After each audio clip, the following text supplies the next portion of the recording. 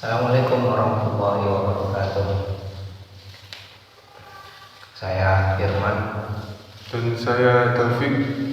Selamat datang di channel Sanatir Nusantara.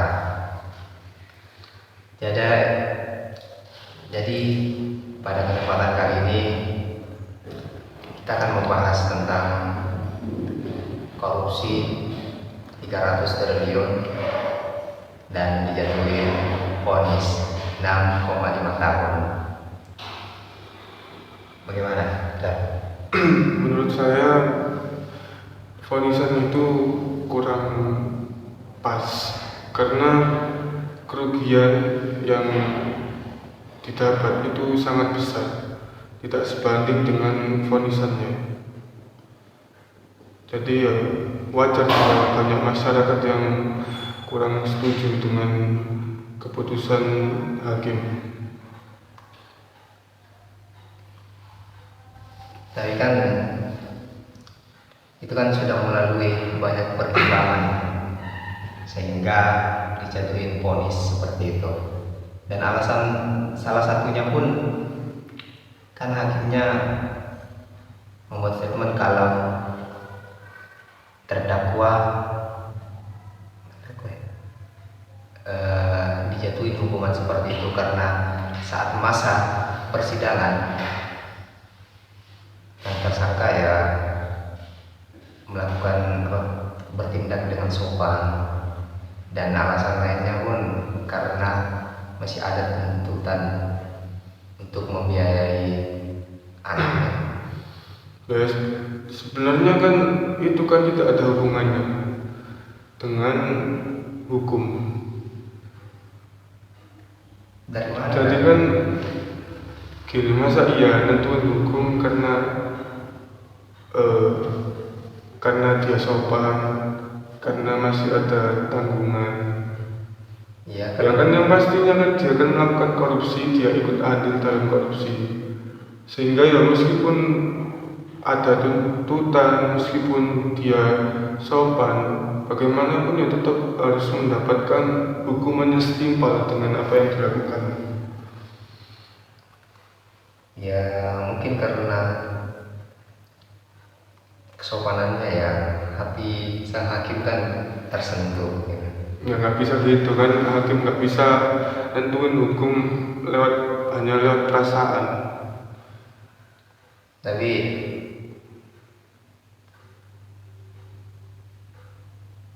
ngerti kan sopannya? Sopan apa maksudnya? Ya nggak tahu, tapi siapa tahu kan sopan yang dimaksud Sopan uang ya? bukan. Sopan yang dimaksud hakimnya ya sopannya pasti. Makanya ya hukumannya diringanin. Tapi yang nggak tahu. Cuman ini doang, ngada-ngada. Nggak mungkin kan di Indonesia seperti itu. Ya seharusnya itu hukum di Indonesia itu harus diperlakukan dengan baik ya, sehingga para koruptor itu agak ketar-ketir, bisa ketar-ketir. Tapi kalau dengan kita lihat yang seperti kasus tadi, koruptor hanya dihukum berapa, 6 tahun, 6,5 tahun. 6,5 tahun, maka itu termasuk membuat para koruptor ini nggak ada takutnya, karena cuma dengan hukuman segitu. Dan yang saya lihat di YouTube itu penjara yang untuk koruptor itu fasilitasnya itu lumayan bagus. Ya mungkin, tapi kan bukannya kemarin Bapak Presiden sendiri yang mengatakan kalau orang yang korupsi terus mengembalikan uang korupsinya, hukumannya diringankan atau? Bukan diringankan ya, mungkin bisa dimaafkan. Ya kan itu kan sudah. Jadi orang yang korupsi ya nggak tahu. Kalau ketahuan tinggal dikembali. Ya kan ini maksudnya kan diberi kesempatan kan. mumpung belum ketangkap. Jadi silakan dikembalikan. Nanti kalau udah ketangkap ya wis. Beri kesempatan atau pengen menjaga budaya korupsi sejak dulu supaya nggak hilang di budaya Indonesia. Ya, tentunya untuk memberantas korupsi secara menyeluruh itu sangat sulit, bahkan mungkin tidak bisa. Benar-benar sangat sulit. Sehingga yang harus dilakukan pemerintah adalah mengambil kebijakan bagaimana caranya agar korupsi ini tidak merajalela di Indonesia, yaitu dengan cara menindak keras terhadap para koruptor tersebut. Oke.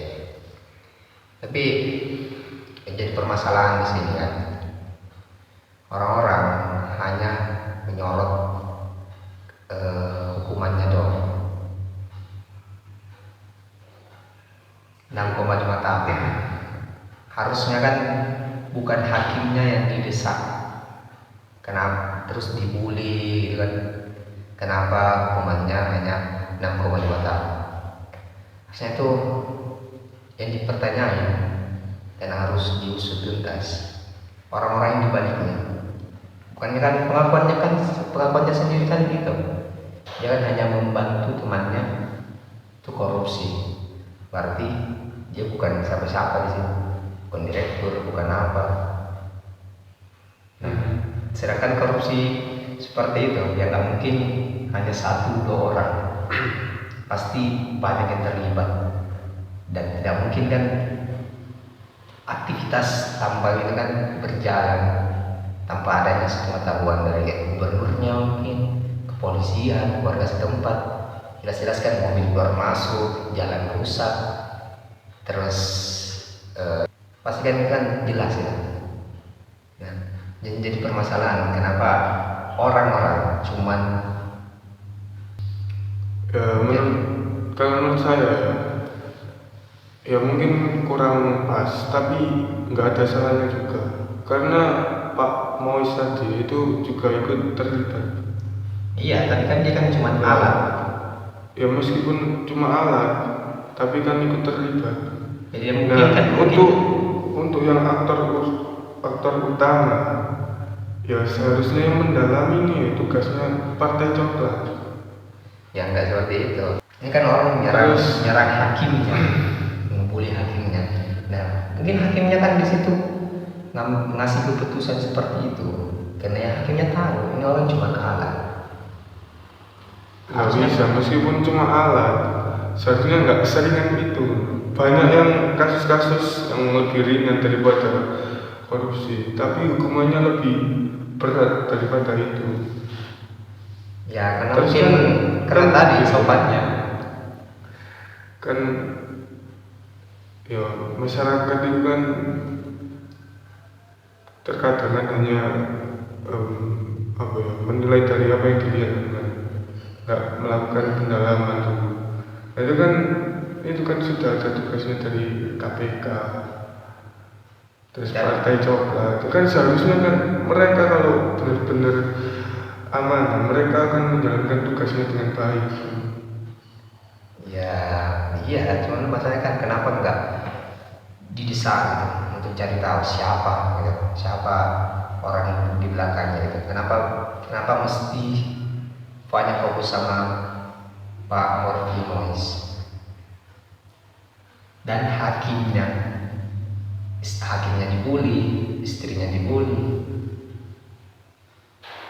Ya tidak bukan membenarkan, tapi ya maksudnya nggak mungkin kan aktivitas korupsi seperti itu ya dilakukan sendiri, dan itu kan jelas itu kan terbuka gitu. Nggak mungkin itu dilakukan dengan sembunyi-sembunyi. Nggak mungkin pas gubernur ternyata nggak tahu, orang-orang di sana nggak tahu. Nah sebenarnya harus wartawan kan yang harus pertanyaan itu dari saat itu.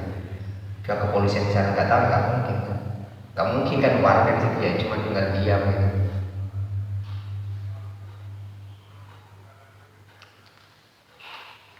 Ya berarti mungkin ini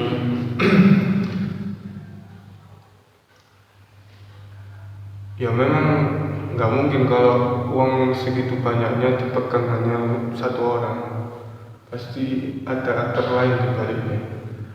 Cuma kan gini, mungkin dari pihak wartawan, beneran Apa? katanya gitu. Ya nggak ada. Maksudnya cuman fokusnya apa? Fokusnya ke itu Pak apa? Mafimous doang. Nggak pertanyaan siapa, direkturnya siapa, temannya siapa, orang-orangnya di sana, siapa saja yang terlibat gitu. Cuman fokusnya memberitakan itu doang gitu. Ya mungkin karena nggak tahu, yang tahunya kan Harvey Moisel. Nggak mungkin nggak tahu sih. Ya bisa aja kan karena mainnya orang gitu kan bukan main kaleng-kaleng. Nggak tahu Cara mainnya kan nggak tahu udah nggak tahu. Ya kalau pura-pura nggak tahu ya bisa aja karena kan meskipun dari Media. ya itu kan bisa aja main politik juga. Ya pasti ada sih. Karena kan kalau gitu mungkin nggak bisa jalan.